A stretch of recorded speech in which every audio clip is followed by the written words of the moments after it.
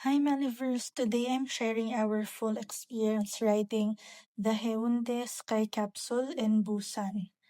If nakita nyo yung shorts ko, this is the detailed version with booking tips and actual experience. Pwede ka mag-walk-in pero I highly suggest mag-book ka ng time slot in advance kasi mabilis siyang ma-fully book, especially during peak season and sunset. Time slots usually open 1 to 2 weeks before your preferred date. Private capsule siya and kasya siya up to 4 packs. If solo ka naman, you still have to pay for the whole capsule. Rates are 35,000 Korean won for 1 to 2 packs, 45,000 Korean won for 3 packs, and 50,000 Korean won naman for 4 packs.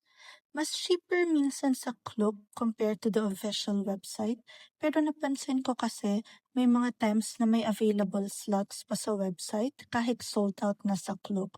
So before you book, check both platforms para makuha mo yung gusto mong slot. We booked the 6 p.m. to 6:30 p.m. time slot. This doesn't mean exactly 6 p.m. aalis agad from station to another station. It means pwede ka mag-start anytime between 6 to 6:30.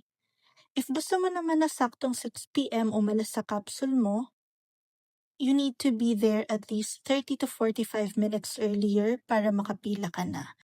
If in case hindi ka naman naka-arrive early, okay lang din. Papasakayin ka pa rin until 6:30 p.m. which is the end ng slot mo. Slow lang yung movement niya along the coastline, so hindi siya thrill ride. More on relaxing and scenic talaga, and around 30 minutes yung ride.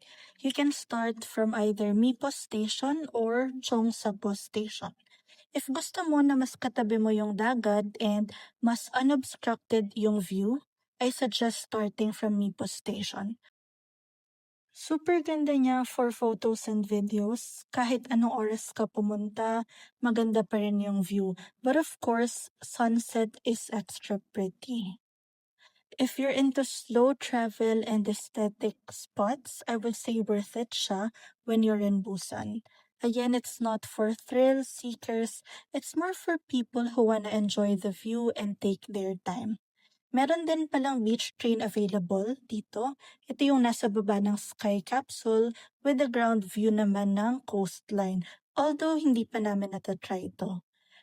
I'll also make a separate step-by-step video on how to book your tickets. See you in Meliverse!